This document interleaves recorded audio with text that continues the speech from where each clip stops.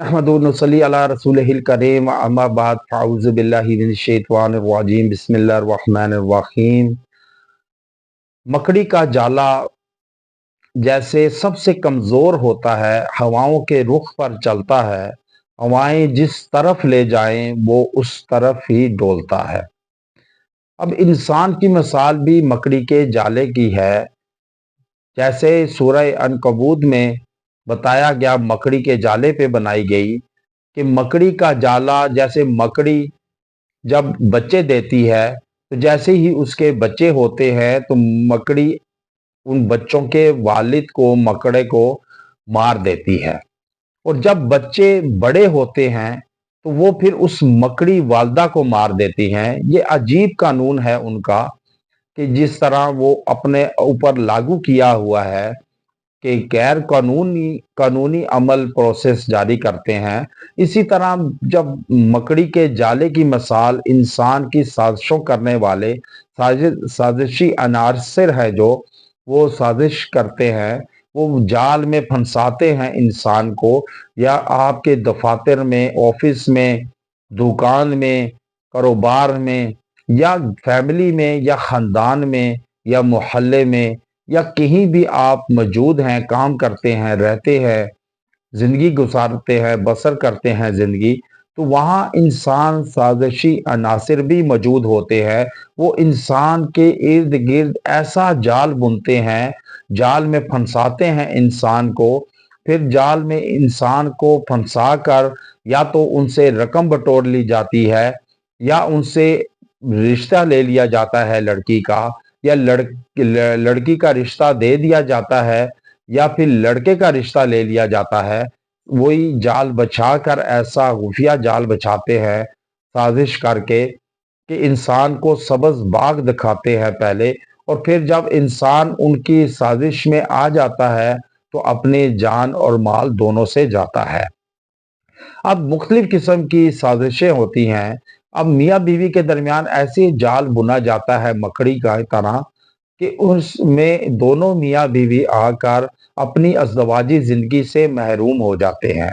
या तो अज़दवाजी ज़िंदगी से महरूम हो जाते हैं, या फिर उनकी अज़दवाजी ज़िंदगी तसादुम का शिकार रहती है, लड़ाई झगड़े रहते हैं, वो प्यार मोहब्बत ख़त्म कर दिया जाता है।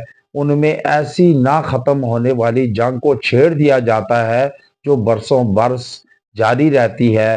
फिर वो आगे उनकी औलाद में मुंतकिल हो जाती है, और फिर इस तरह कई नस्लें तबाह हो जाती हैं। अब शैतान का ये सबसे कारीगर वार है जो कि वो मियाँ बीवी को फंसाता है इसी मकड़ी के जाले की तरह। जैसे मकड़ी जाल में अपने फंसाती है शिकार को, तो इसी तरह लोग भी फंसाते हैं।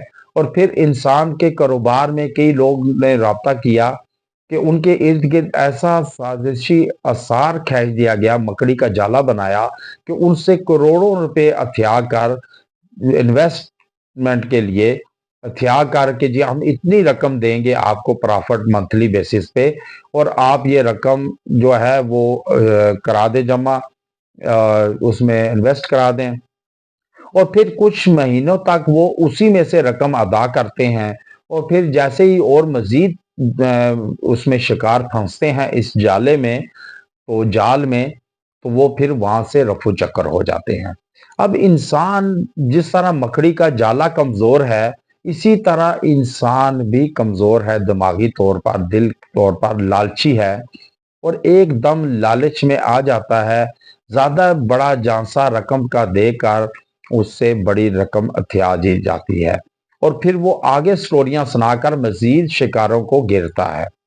तो इसी तरह जब आप ऐसे लोगों में कोई कारोबार करना चाहें, या उससे आपको पता ना हो कि ये हमारे साथ सही करेगा कारोबार के नहीं, धोखा तो नहीं कर रहा, फिर रिश्ता लेते वक्त आप ये सोच रहे होंगे कि ये लड़की सही निकलेगी खानदान के नहीं, लड़की सही है कि नहीं, फिर लड़के वाला खानदान सही है कि नहीं, या आप जहाँ जॉब कर रहे हैं ये आपके लिए जॉब मौजू है कि नहीं, वहाँ एक मकड़ी का जाला बनाए साजिशी अनासर बैठे होते हैं जो दूसरों को नाकाम करने वाली करते हैं, ताकि ये इनकी प्रमोशन ना हो सके, इंक्रीजमेंट ना लग सके, और फिर ये नाकामी की सूरत میں ناکام ہوتے ہوتے وہاں آفس سے نکل جائیں۔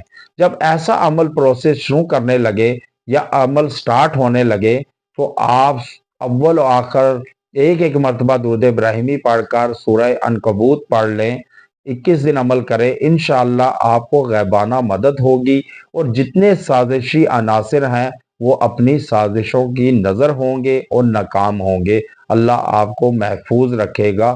وآخر دعوانا ان الحمد للہ رب العالمین۔